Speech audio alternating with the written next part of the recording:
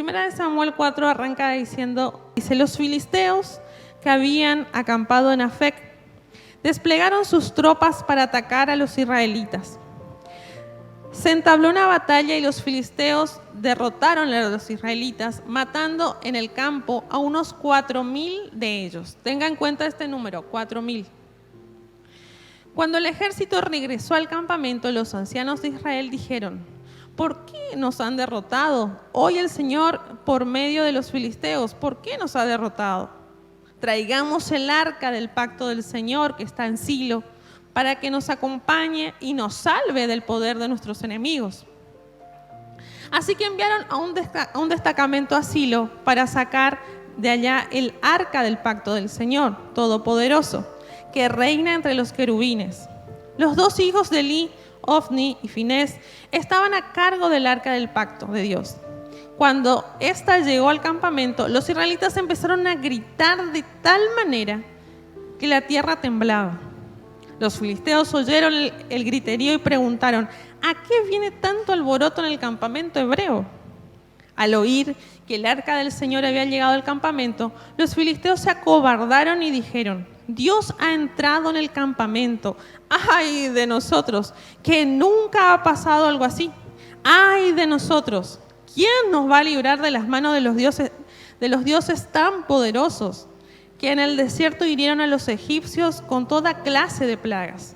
¡Ánimo, filisteos! Si no quieren llegar a ser esclavos de los hebreos, tal como ellos han sido de nosotros, ármense de valor y luchen como hombres.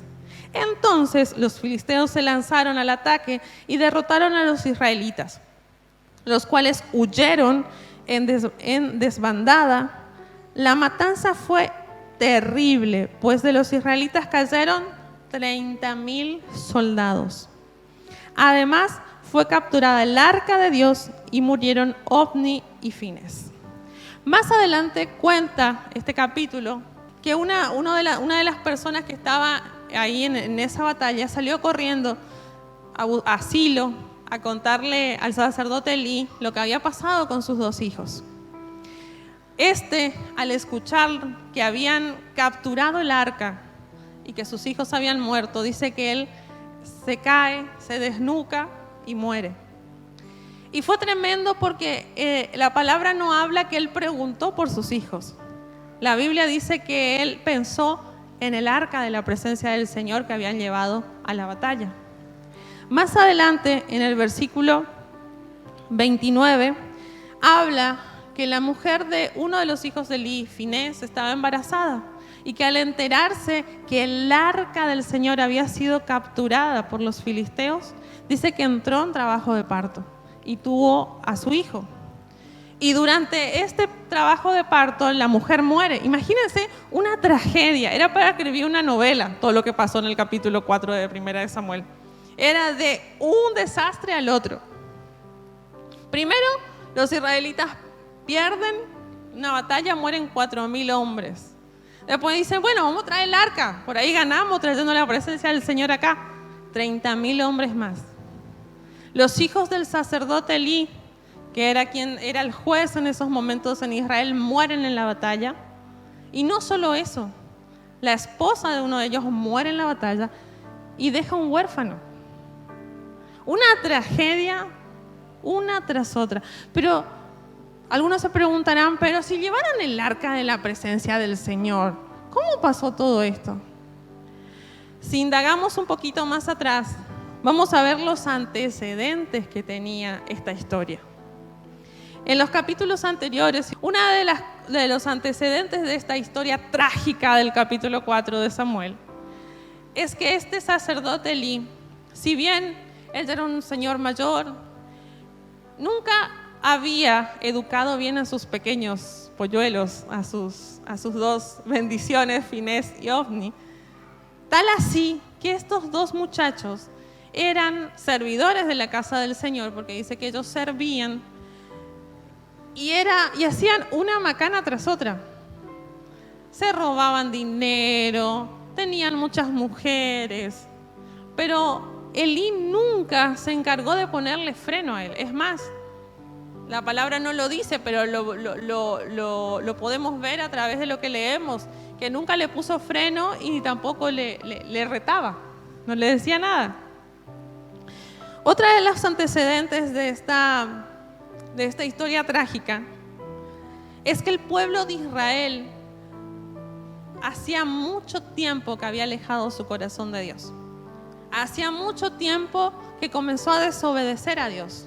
Ustedes van a leer que el libro de Samuel, antes del libro de Samuel está el libro de los jueces, y van a ver que hay un montón de jueces de Israel, que el Señor mandaba el pueblo pecaba, el Señor mandaba un juez, se arrepentía, el pueblo pecaba, y así, una vez tras otra. Pero luego de Sansón, que fue el último juez, Elí, que es el que aparece en la palabra de Dios, tampoco colaboró para que el pueblo vuelva su corazón a Dios.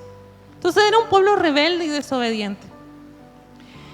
Otra de las cosas, y que es más trágica de todas, de los antecedentes de este capítulo, es que hay un versículo que dice que la palabra de Dios escaseaba por aquellos días. Y que no había visión en esa época.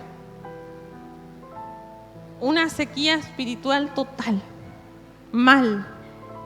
Así el pueblo de Israel decidió ir a la batalla. De esta manera, el pueblo de Israel decidió ir. Y me llamó mucho la atención en el versículo 3, donde dice que los ancianos hicieron esta pregunta. Y busqué otra versión que dice, en el verso 3 del capítulo 4, dice: cuando el ejército regresó al campamento, los ancianos de Israel dijeron: ¿por qué nos ha derrotado hoy el Señor por medio de los filisteos? Parafraseando, ¿por qué el Señor no hizo pasar vergüenza delante de nuestros enemigos? Traigan el arca del Señor, que nos acompañe y nos salve. Fíjense lo que dice la palabra de Dios. 2 palabras que el ejército pidió: traigan el arca del Señor, que nos acompañe y que nos salve. Y muchos podrán decir, y bueno, si estaba la presencia del Señor ahí, ¿por qué no lo salvó de sus enemigos? Pero también tenemos que recordar los antecedentes de este pueblo. Era un pueblo que verdaderamente estaba lejos su corazón del Señor. Los antecedentes de este pueblo, hubieron 2 cosas equivocadas que ellos hicieron. La primera fue creer que lejos su corazón de Dios y sin haberse arrepentido y pecando deliberadamente, Dios podía respaldar su vida. Y el segundo error que tuvo este pueblo fue creer que la presencia de Dios es un amuleto, que la presencia de Dios está en una góndola de regalo. Fueron los 2 errores que cometió este pueblo. ¿Por qué me dice usted, hermana, que pensaron que era un amuleto? Si era el arca de la presencia del Señor, la que estaba en Silo, la que estaba cuidada por los sacerdotes del Señor. Era el arca de la presencia del Señor, no podía hacer algo poderoso y matar a todos los filisteos. Pero no fue la actitud esa, sino la actitud del corazón del pueblo de Israel, que dijo: traigan el arca, traigan para que nos salve. Como era, que le empezaron a quemar las papas al pueblo de Israel, entonces traigan el arca, ahora sí, traigan la presencia del Señor, ahora sí. Esos fueron los 2 errores que cometió este pueblo. Creer que a pesar de su actitud con respecto a la obediencia, ellos igual iban a conseguir la victoria. Y la segunda es tomar a la presencia del Señor como un amuleto. ¿Y cómo es eso, hermana? ¿Cómo yo sé cuando tomo la presencia de Dios como un amuleto? Fíjense todo lo que pasó luego que hayan sido vencidos por los filisteos. Los filisteos toman el arca de la presencia del Señor, lo más precioso que tiene el pueblo de Israel, que es el arca. Si bien es una caja de oro que tiene ciertas características, que adentro está la vara de Aarón, que está el maná, pero representaba la presencia del Señor, representaba la presencia de Dios en medio de ellos. No era una pata de conejo o un ajo que, no sé, o una herradura que antes colgábamos en la puerta, para tener suerte, entre comillas. Era la presencia de Dios. No era algo que les iba a traer suerte por un momento. Era la presencia de Dios. Y yo quiero que usted me pueda entender de lo que le estoy hablando. Y fíjense, en el versículo 19, dice así: su nuera, la esposa de Finés, estaba embarazada y próxima a dar a luz. Cuando supo que el arca de Dios había sido capturada y que tanto su suegro como su esposo habían muerto, vinieron los dolores de parto y tuvo un alumbramiento muy difícil. Al verla agonizante, la partera que le atendían le dijeron: anímate, has dado a luz un niño. Ella no respondió, ni siquiera hizo caso. Pero por causa de la captura del arca de Dios y por la muerte de su suegro y de su esposo, le puso al niño Icabod para indicar que la gloria de Israel había sido desterrada por causa de que ha sido robada. Las promesas del Señor, para que sean cumplidas en nuestras vidas, nosotros debemos creerlas. Pero esa fe, sin la presencia de Dios en nuestras vidas, no se activa. Es como el agua de la plantita.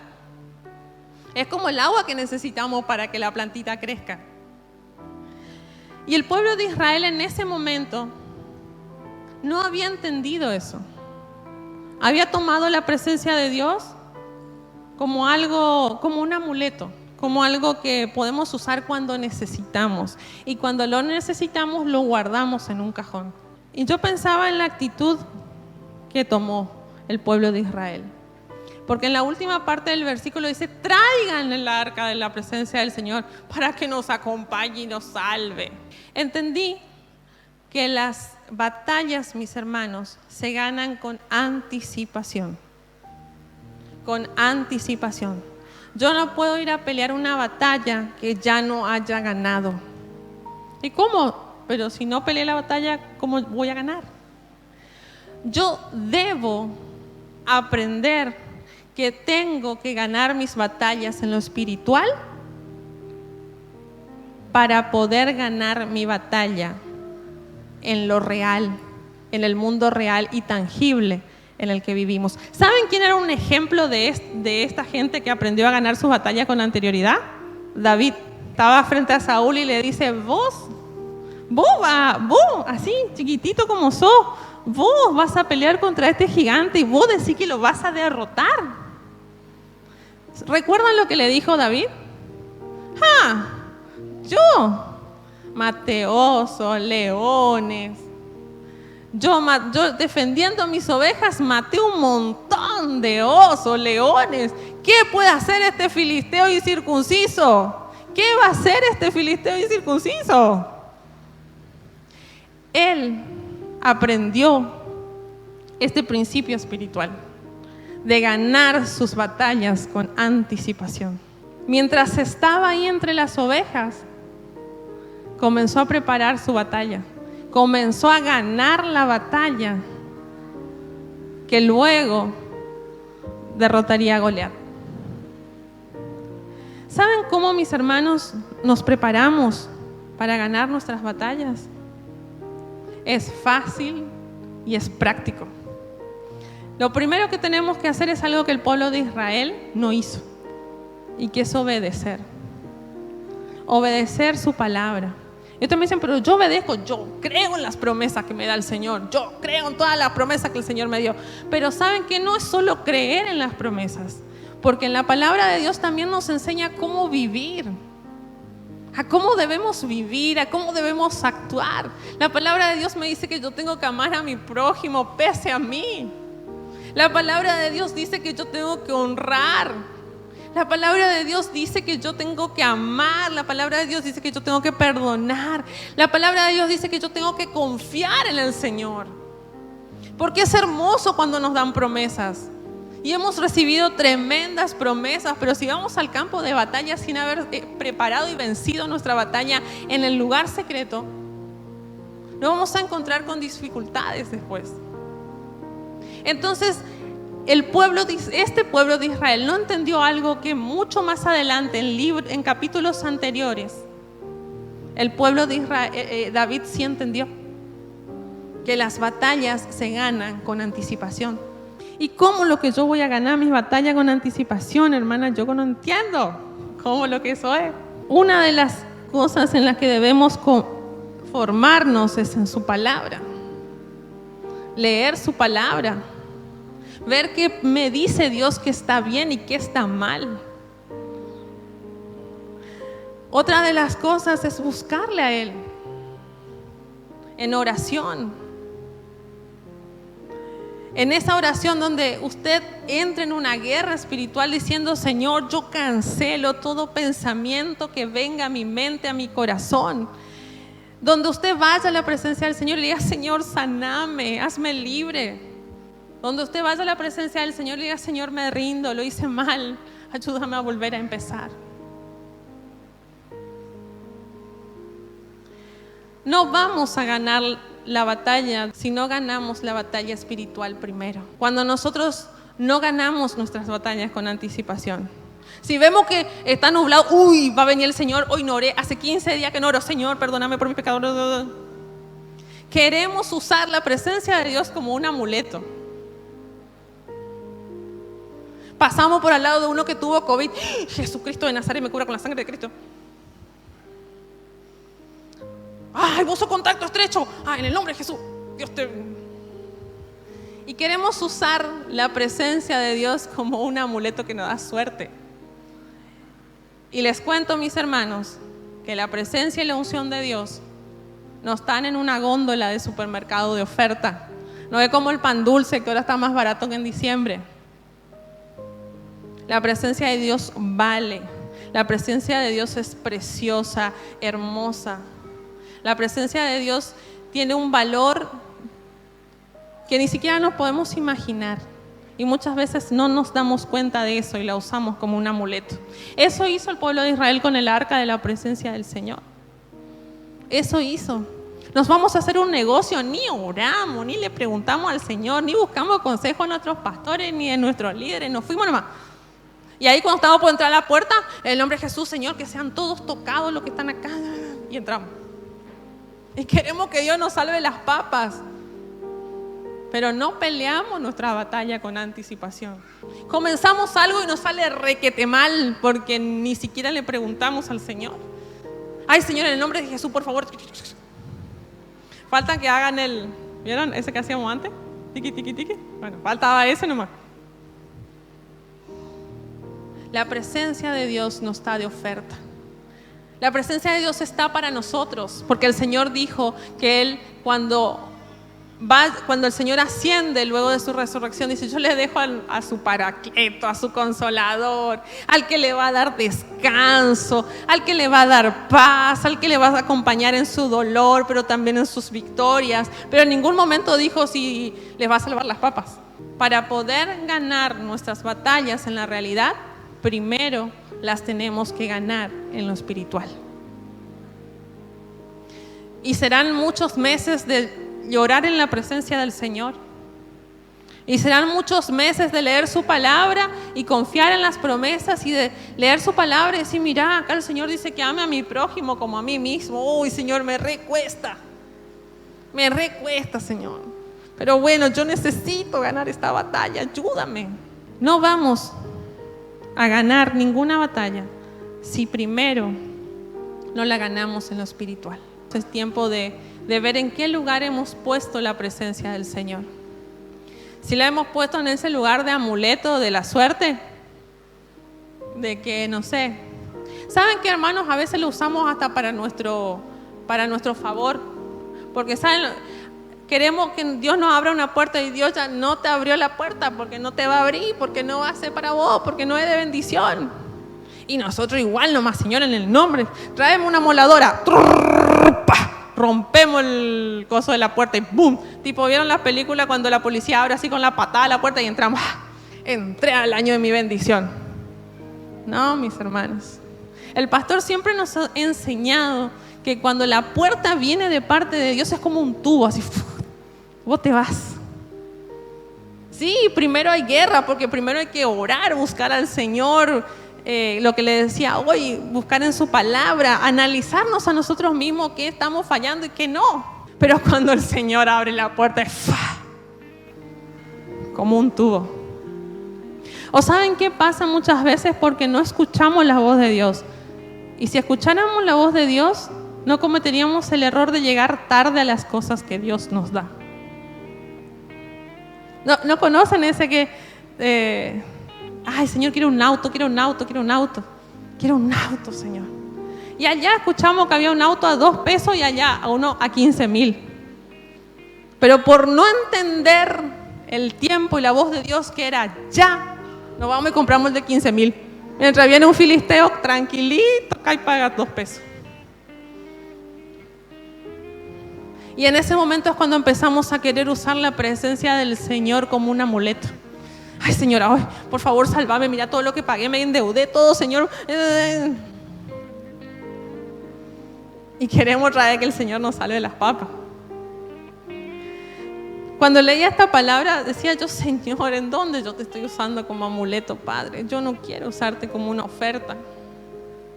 No, Señor, todo lo que me has dado, Padre, todo lo que todavía queda por recorrer, Señor, yo necesito que tú abras mis ojos.